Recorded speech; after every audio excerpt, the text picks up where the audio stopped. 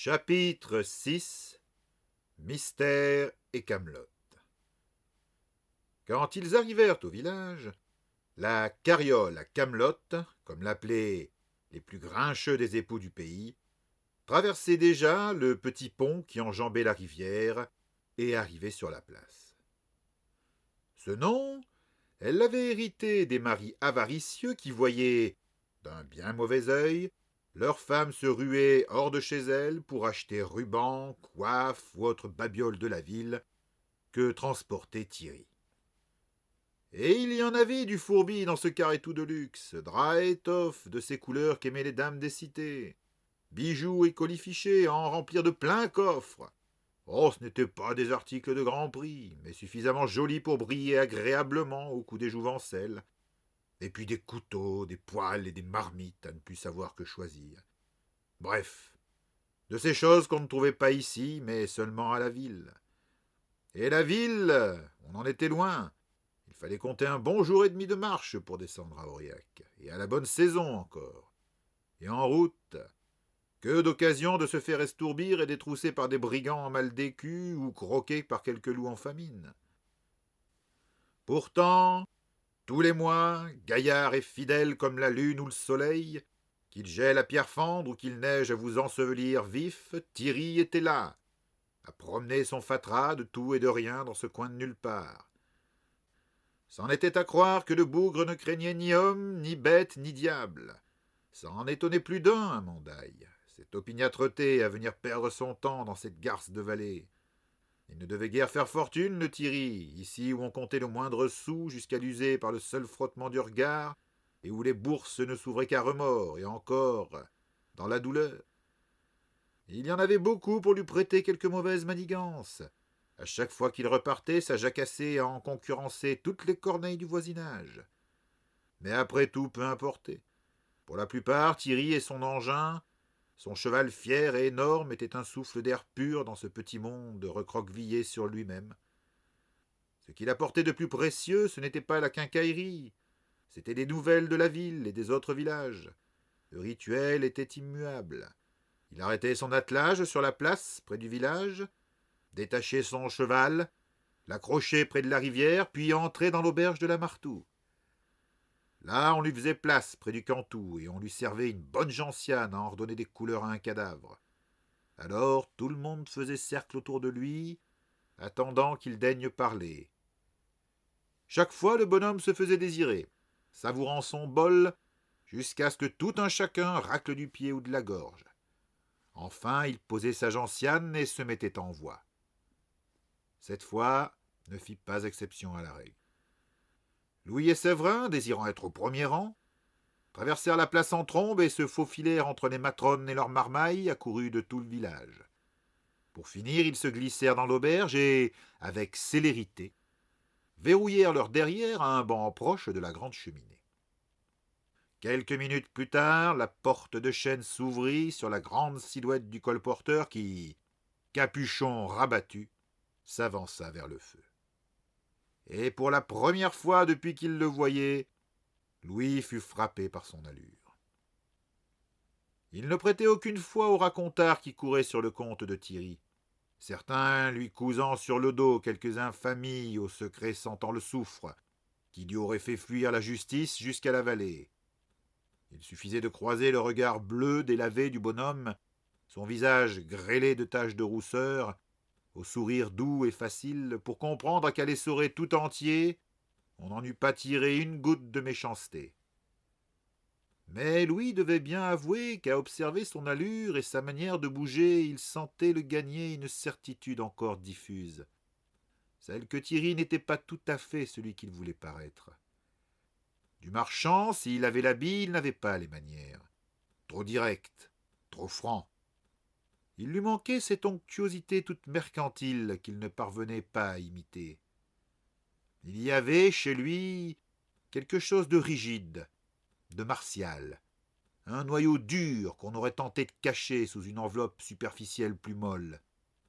Et puis, il y avait cette manière qu'il avait de hausser une hanche, comme si quelque chose d'absent y pesait encore, un poids qui lui était devenu si naturel qu'il ne pouvait se déplacer sans en tenir compte. Celui d'une épée, peut-être. Thierry? Un soldat? Mais de qui? Et pourquoi sous ce déguisement, ici?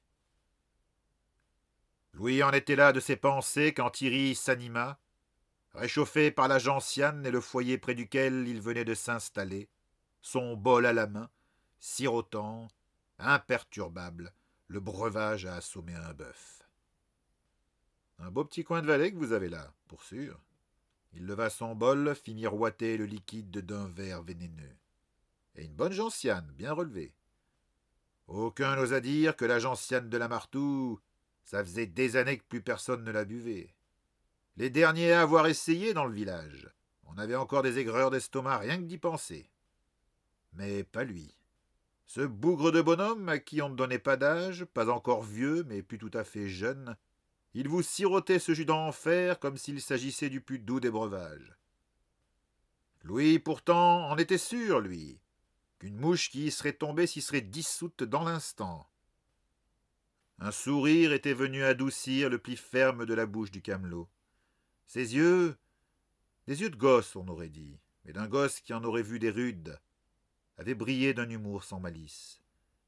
Il avait jeté à la propriétaire de l'auberge: Marteau, ta gentiane n'a pas sa pareille dans toute la vallée.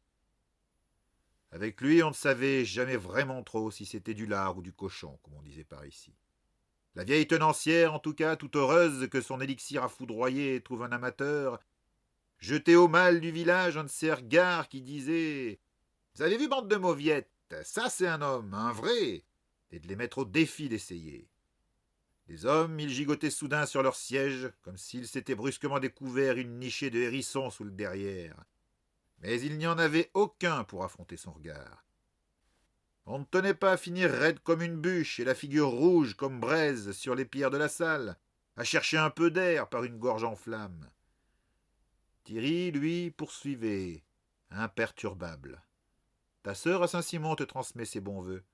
Les petits vont très bien et le dernier va sortir sa 8e dent. Ils passeront tous te voir avant l'hiver et te remercient pour le miel que tu leur as fait parvenir. Un large sourire s'épanouit sur la vieille figure fripée de la Martoux, et toutes ses rides disaient la joie qu'elle avait d'entendre ces paroles. Et ça continuait ainsi, chacun son tour. Il y en avait pour tous. Thierry apportant à chacun des nouvelles de sa famille, ceux partis à la ville ou installés plus loin dans la vallée. C'en était à croire que sa mémoire était un véritable sac à souvenirs, tellement il vous en retenait là-dedans, pour les uns autant que pour les autres. Parfois, il fouillait dans sa besace pour en sortir, comme un magicien de foire, tel ou tel présent qu'un proche lui avait confié pour l'un ou l'autre du village. L'heureux destinataire s'en repartait comme un gosse aux étrennes, du bonheur plein les lèvres. Pendant une bonne heure, sans s'égratigner la patience, une seule fois, il assuma son rôle de messager, distribuant à qui un peu de joie, à qui un peu de peine.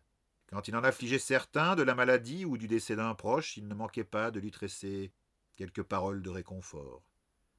Pour finir, il prit bien note des réponses qu'on lui donnait à rapporter, les engrangeant par là-dedans, dans sa réserve à nouvelles. Enfin, il lui épuisait son fardeau de mots et de présents. Il se tut un instant, poussa le vis jusqu'à se resservir une rasade du poison de la Martoux, et, la gentiane à la main, se réchauffa un peu le cuir à la chaleur du feu.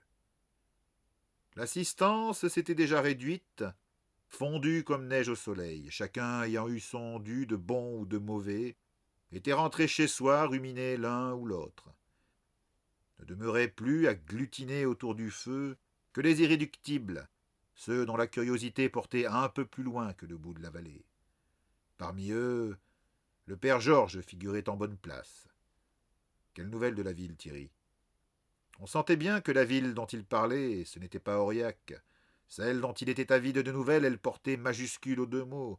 La capitale d'Occitania, bien sûr, Tolosa. Louis et Séverin entendirent tout ce qu'ils pouvaient d'oreilles, avides d'entendre un peu parler du monde, eux qui n'avaient jamais connu que ciel et montagne. Quand il répondit, Thierry le fit sur un autre ton, plus lointain, plus ample. On sentait poindre sous le simple camelot qu'il se donnait à être un autre individu, plus complexe, plus grave aussi. Les nouvelles, elles ne sont pas bonnes, mon père, et je m'en veux presque de vous les rapporter. Le père Georges, plus sombre tout soudain, lui répondit alors, écartant les bras. Vous n'êtes pas responsable de tous les malheurs du monde, Thierry. Le grand marchand, une vive et pénible émotion dans le regard, chuchota, mais pour ses seules oreilles. Pas de tous, non. Déjà il poursuivait, plus audible. À Tolosa, le vicomte de Marsac assoit toujours plus son autorité. Ce nom que Thierry avait craché comme mauvaise glaire, on aurait dit que le goût déplaisant lui en restait en bouche. Il dut se sentir forcé d'y mettre une bonne rasade de gentiane pour se désinfecter la langue. Un concert de grognements navrés salua ses paroles, dominé par la voix tonitruante du père Georges, qui tempêta en réveiller tous les morts du cimetière. Ah, le maudit! Peste soit de cet usurpateur-là! Dieu le foudroie sur son trône mal acquis et l'envoie rôtir chez son maître, qui doit l'attendre de pied ferme. Thierry temporisa l'ardeur du curé en cri de colère de sa voix douce et égale. Parlez moins fort, mon père. Comme vous l'avez si bien dit, le vicomte a passé nombre de pactes et certains sentent bien le soufre. N'oubliez pas qu'il a des yeux et des oreilles partout. Tout ce que ce pays compte de malfaisance lui jure allégeance, aussi bien chez les hommes que chez les bêtes. Ces paroles roulèrent, sinistres par la salle enfumée, coagulant les ombres, les rendant soudain plus consistantes, plus inquiétantes. Les regards se firent craintifs, fuyants, les oreilles se tendirent aux aguets. Le coassement d'un corbeau égaré sur l'aplomb d'une des fenêtres de la salle en fit sursauter plus d'un. On tourna vers le volatile malvenu une dizaine de paires d'yeux inquiets. L'oiseau de mauvais augure s'envola sans demander son reste, se sentant sûrement de trop. Mais Thierry, qui avait suivi l'incident d'un regard perçant sans paraître affecté outre mesure, continuait déjà. L'ombre s'étend sur Occitania, mes amis. Dites-vous que vous avez bien de la chance d'habiter en ce lieu oublié de beaucoup aux marches du royaume. Le mal y allonge moins ses doigts et n'y plonge pas encore trop racine. Il s'en trouva bien un dans l'assemblée pour grommeler, bougon. De la chance, de la chance. Facile à dire. Et les malbestes alors? C'est bien par chez nous qu'elle frappe le plus souvent. À cela, Thierry répondit, les dévisageant tous avec un regard calme qui, pourtant, vous collait des frissons dans le dos. Il existe des choses bien pires que les malbestes dans ce monde et dans l'autre. Comme si ses propres paroles l'avaient soudain ouvert dans sa gorge une porte jusqu'alors fermée, il poursuivit en veine de confidence. À Tolosa, on n'ose plus sortir la nuit faite. Les rues à la minuit appartiennent aux rats et aux malfaisants. Quant à ceux qui ont le malheur de contester l'autorité de Marsac, mieux vaut ne plus jamais prononcer leur nom si l'on veut faire vie qui dure. Une nouvelle rasade peut-être pour donner un regain de courage à cette langue qui s'essoufflait. Pendant qu'il buvait, on entendit le cliquetis des bols que rangeait une martoux nerveuse. Son ombre s'étend chaque jour un peu plus. La nuit est sienne, il y est comme chez lui. De partout on rapporte de terribles nouvelles, de Camargue, des Cévennes, de Gascogne, du Limousin même. À mesure que l'énumération se rapprochait de Mandaille, on sentait les mâchoires se serrer, les yeux devenir plus brillants. Partout les mêmes mots, injustice, exécution, terreur, maléfice, perversité. Même à Aurillac, ces gardes se pavanent à présent dans les rues, dans leurs livrées détestables. Ce fut encore le père Georges qui prit la parole au nom de son troupeau. Mais plus personne ne conteste donc son autorité? Personne ne se lève pour lui barrer la route? Il doit bien rester quelques barons encore fidèles au jeune roi. Une lueur d'espoir s'alluma dans tous les regards. L'auditoire tourna à nouveau les yeux sur le compteur, les oreilles se tendirent, avides d'un peu de réconfort. Mais le réconfort, pour le coup, Thierry n'en avait plus à distribuer. Le baron de Caussade s'est effectivement rebellé il y a 3 semaines. Il a levé des troupes loyales au jeune roi et a publiquement rejeté la régence du vicomte de Marsac. Il demeura un instant muet, les yeux perdus dans quelques souvenirs qu'on devinait pénibles. Tous avaient envie de le presser. Et alors? Ces 2 mots, il leur démangeait les lèvres, mais aucun ne voulait se risquer à troubler le compteur. Ce qui reste de lui pend encore au mur de son château. Même les corbeaux ont fini par s'en dégoûter. La consternation fit masque sur chaque visage. Même Louis et Séverin, qui suivaient la conversation en silence, ne saisissant pas tous les pourquoi et les comment, en grimacèrent d'horreur. Le père Georges, lui, que la compagnie des trépassés et la fréquentation du cimetière attenant à l'église avaient rendu plus coriace, maugréa, scandalisé. Mais enfin, le seigneur de Caussade était un fier chevalier, sa place forte, réputée imprenable. C'est le grand veneur en personne qui a mené l'assaut, de nuit, une nuit de pleine lune. Les ombres qu'on surveillait à présent du coin de l'œil, méfiants, parurent soudain prendre griffes et crocs pour s'agiter sur les murs en mimiques agressives. Là-bas, derrière son comptoir de bois grossier, Lamartou, en ravalant un hoquet, laissa choir une cruche de terre cuite qui se brisa net. Et le père Georges de murmurer, comme il aurait expectoré le nom du malin en personne, la peur dans les syllabes, lui qui ne craignait rien. Le baron de Malmort, le maître, ce fut Thierry qui acheva pour lui en un souffle où se mariaient colère et tristesse. Des galous, oui, celui-là. Le silence qui suivit se peupla dans l'esprit de chacun de formes terribles, mi-pattes, mi-bras plantés de crocs et de griffes en veux-tu en voilà, qui promenaient des yeux luisants et sanguinaires à la fringale insatiable. N'y tenant plus, un de ceux du premier rang, le plus près de l'entrée, se leva d'un coup sec et referma la porte entrebâillée, prétextant le courant d'air. Personne ne fit de remarque. On sentait bien que tout un chacun vous aurait fermé, volé et cadenassé serrure tout à coup. Les bancs raclèrent, mine de rien, on se rapprocha du feu. Le père Georges, qui n'avait pas bougé d'un pouce, défiant l'ombre de sa grande carcasse tout à mi-donné d'indignation et de colère, s'exclama encore.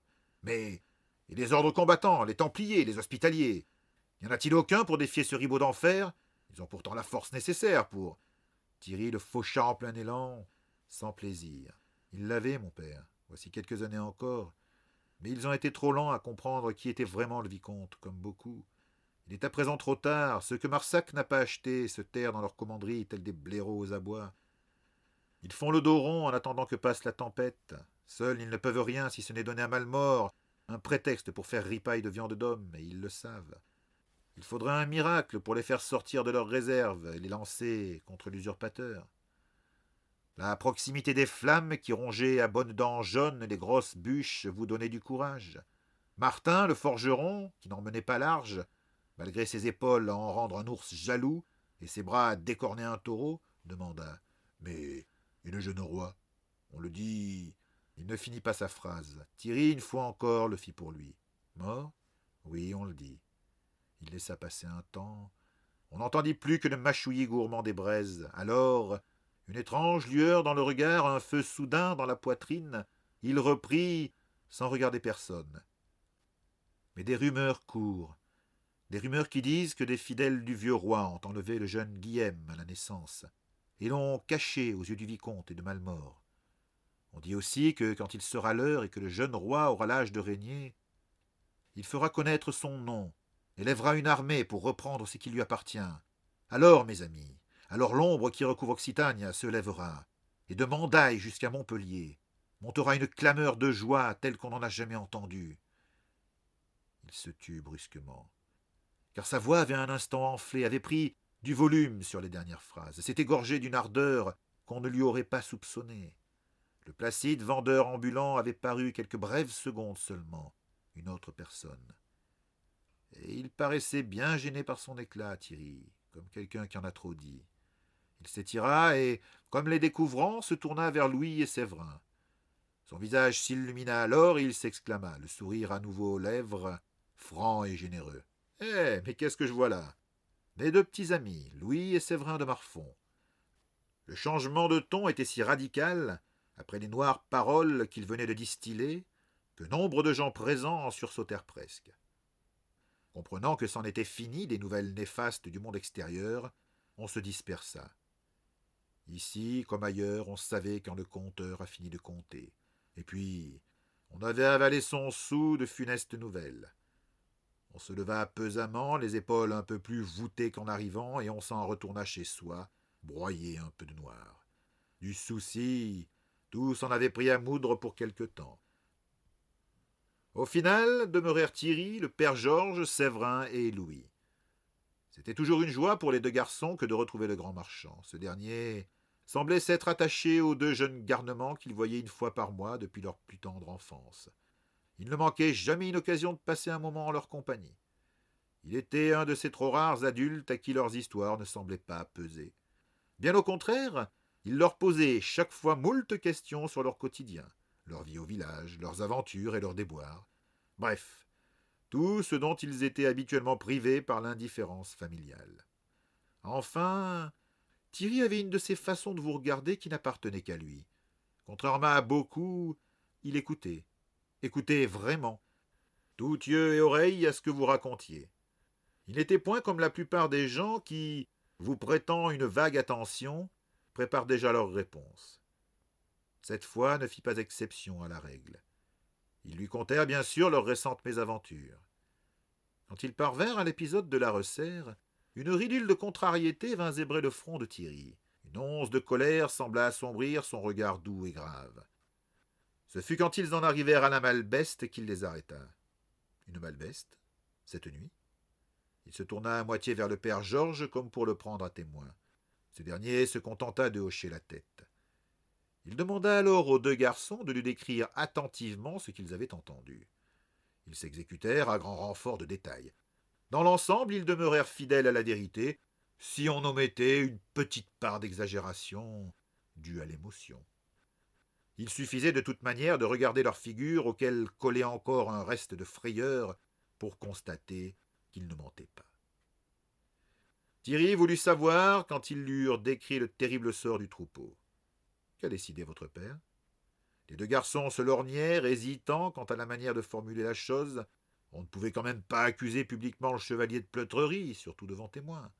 Et puis, tout gras et gonflé de méchanceté qu'ils soient, ils demeuraient avant tout leur père. Ou du moins, ce qui officiellement en tenait lieu. Mais on sentait bien que ça leur démangeait la langue de se retenir comme ils le faisaient. Le père Georges, devinant leur embarras, vint à leur rescousse. Notre bon seigneur a décidé de poster des guetteurs. Thierry répéta, comme si le père venait de lui sortir une bonne blague ou une énormité si grosse que même le dernier des nigauds ne l'aurait pas avalé. Des guetteurs. Tiens donc, pas de battu. Il parut un instant s'absorber dans quelques réflexions. Ma foi, il s'est peut-être en la matière montré plus sage qu'on ne pouvait l'espérer. Il n'en dit pas plus, c'était inutile. À s'imaginer le gros chevalier et ses deux aînés, presque aussi gras à ventre, battre inutilement les bois, on ne savait plus s'il fallait rire ou pleurer. Un éclat moqueur paraissant encore dans son œil clair, le curieux colporteur s'enquit. Pourquoi ne pas avoir fait mander un chevalier de l'ordre des Tracbestes? Eh où donc, mon ami, grommela le père Georges avec dégoût. Vous savez bien qu'ils se font rares depuis l'avènement de ce démon de Marsac. L'ordre a presque disparu. C'est à croire que ce bougre d'enfer qui règne à présent à Tolosa se complaît à voir les Malbestes ravager le pays en toute impunité. Ou bien est-ce le désordre et la peur qui lui font ventre? Il est vrai que je n'ai guère croisé de ces braves ces derniers temps, acquiesça Thierry, songeur. J'ai ouï dire pourtant les exploits de l'un d'entre eux, peut-être un des derniers, qu'on dit presque aussi talentueux que le légendaire Alban, en son temps. Un certain Bonaguil, je crois. Séverin intervint, péremptoire comme seuls savent l'être les adolescents. On ne peut pas attendre, fut-il le plus fameux de tous. Ce Bonaguil peut être à l'autre bout d'Occitanie. Le temps qu'on le trouve et le fasse venir, si jamais il y consent, le monstre aura dévoré tous nos troupeaux et nous avec. Il va falloir s'occuper de cette Malbeste nous-mêmes. On ne peut pas la laisser faire. Louis n'en fut pas sûr, mais il lui sembla un instant que le marchand et le curé échangeaient un bref regard de connivence. Sans qu'il sût pourquoi, il eut la soudaine certitude que ces deux-là, sans un mot, se livraient à quelque mystérieuse manigance. Mais qu'est-ce que celui-là à l'argent et cet autre au bon Dieu pouvaient bien tramer ensemble? Séverin, cependant, la langue échauffée par ce qu'il venait de conter, ne désirait pas s'arrêter en si bon chemin. Avec force détail, se grisant de ses propres mots, il entreprit de brosser une évocation brillante et colorée de leur bagarre matinale. Et que je te mime et te joue l'empoignade, il gesticula tant et si bien que Thierry et Louis en avaient presque les larmes aux yeux, jusqu'à ce qu'il en arrive à l'altercation entre Louis et la pustule. Louis, soudain dégrisé, voulut l'arrêter. Séverin, non, autant vouloir stopper une roue de moulin avec les bras. Séverin ne l'entendait pas de cette oreille. Louis te l'a soulevé d'une main et l'a balancé dans la rivière, comme ça, le Gontran. Il gueulait, fallait voir comment. Il disait que Louis avait les yeux jaunes et que... Sa voix mourut soudain. Son auditoire, d'enjoué et rieur, était devenu aussi grave et silencieux qu'à un enterrement. Louis semblait se passionner à l'étude de ses croquenots, le père Georges lui plantait dessus un regard réprobateur, et Thierry lui-même les dévisageait tous les deux avec une drôle d'expression mi-inquiète, mi-fiévreuse. Il se sentit tout à coup très seul. J'ai dit quelque chose qu'il fallait pas? Côté de son frère, il ne reçut pour tout salaire qu'un haussement d'épaule maussade. Thierry, par contre, comme une statue de cire s'animant à nouveau, lui répondit, conciliant. Non, Séverin, non, mais je crois que ton frère garde un mauvais souvenir de cette bagarre. À l'avenir, tu devrais peut-être la garder pour toi. Il souriait, mais Séverin sentait bien que ce sourire-là n'étirait que sa peau. Tout gonflé de confusion, il allait s'excuser auprès de Louis, qui ne le regardait toujours pas, mais Thierry ne lui en laissa pas le temps. Oh, mais je l'ai oublié. Et le voilà en train de plonger la main dans les replis de son manteau et d'y farfouiller à croire que les poches n'en avaient pas de fond. Alors même qu'il touillait par là-dedans, il continua comme un pêcheur appâtant un poisson. Ça fait longtemps que je vais vous les donner, mais je les oublie à chaque fois que je viens et je repars avec. Et de tirer de quelques poches secrètes un objet aussi inattendu que splendide. C'était un bracelet de métal, large comme la main. Même Louis, oubliant sa bouderie, ne put s'empêcher de le contempler, tant il n'avait jamais vu chose de si belle facture. Pâle, il brillait tel un éclat de lune. Même les reflets roux qu'il arrachait aux braises du Cantou ne parvenaient pas à lui prêter chaleur. Sur toute sa surface, quelques mains expertes avaient ciselé de savantes arabesques entrelacées. Elles étaient étonnantes, ces lignes, habiles à vous dérouter le regard, à le capturer. On aurait dit qu'elles vous tordaient la cornée pour vous faire deviner quelque dessein caché. Mais sitôt que vous pensiez à le discerner, elles vous le brouillaient à nouveau pour vous en présenter un autre. C'était vraiment un bijou surprenant et superbe. Thierry, au grand étonnement de Louis, le lui tendit soudain. Il est pour toi, Louis. Louis, qui n'en croyait pas ses oreilles, en resta un moment bouche bée. Enfin, il secoua la tête. Non, non, je peux pas, c'est trop. Enfin, je. Il se tourna vers le père Georges pour ne rencontrer dans ses yeux et son visage austère qu'un sourire d'encouragement. Alors, fort de l'appui du bon Dieu, le geste timide, il tendit la main vers le bracelet. Mais Thierry, comme par jeu, recula la main au dernier moment. Je ne pose qu'une condition, Louis. La main arrêtée en plein vol, Louis dévisagea soudain le grand marchand avec suspicion. Alors, le regard dans le sien, Thierry exigea. Tu dois mettre ce bracelet tout de suite et ne plus l'enlever jusqu'à tes 18 ans, quoi qu'il se produise, quoi que tu fasses, quoi qu'on te demande. Louis, totalement pris par surprise, ne put s'empêcher de demander. Mais pourquoi? Pas de pourquoi, Louis. Le ton de Thierry était sans appel. Oui ou non? Louis faillit répondre non et refuser le cadeau, tant bizarre lui semblait ce chantage, et tant le regard du marchand brillait d'une étrange intensité. Si le père Georges n'avait été témoin du troc, il eût cru à diablerie. Mais des arabesques fuyantes lui charmaient la prunelle, lui capturaient l'envie, appelaient son poignet, lui rappelaient. Lui rappelaient. Il s'entendit prononcer. D'accord. Ses doigts se refermèrent dans un geste de propriétaire sur l'objet convoité. Le contact en était froid, mais curieusement rassurant. Un fermoir simple mais robuste en assurait l'ouverture. Il le fit jouer, souleva sa manche et passa le bracelet. Alors, les yeux plantés dans ceux de Thierry, avec des lueurs de défi, il le referma d'un coup sec. Était-ce du soulagement qu'il surprit dans le regard du curieux camelot? Il baissa les yeux sur sa conquête. L'objet avait décidément fière allure. Un peu large, peut-être, pour son poignet, mais du plus bel effet. Il bougea le bras, fit jouer quelques reflets sur le métal et en admira le jeu hypnotique sur les arabesques. S'était-il attendu à quelque magie qui lui aurait remonté le poignet pour venir l'endiabler? Il en fut pour ses frais. Alors, un peu déçu finalement de n'y trouver que ce qu'il voyait, un beau présent fait par un ami, il prononça, confus. Merci Thierry. Ce dernier, toute tension envolée, redevenu simple colporteur, répondit. De rien, Louis. Cela faisait longtemps que je voulais t'en faire cadeau, mais l'occasion ne s'était jamais présentée. Comme s'il désirait couper court à toute question, gêné peut-être aussi, car on le sentait gars à craindre les effusions, il se tourna vers Séverin. À ton tour maintenant. Simple comme à son habitude, ce dernier s'exclama. Ce n'est pas la peine, Thierry, je n'ai pas besoin de. Mais déjà la main du marchand s'en était repartie fourraillée dans les profondeurs de son par-dessus. Elle en revint cette fois avec une trouvaille autrement plus inquiétante. Une dague. Lame droite et acérée à vous moissonner des vies comme faux moissonne-blé, elle était simple et élégante, aussi dangereuse que mortelle. Les deux garçons, surpris, demeurèrent un instant silencieux.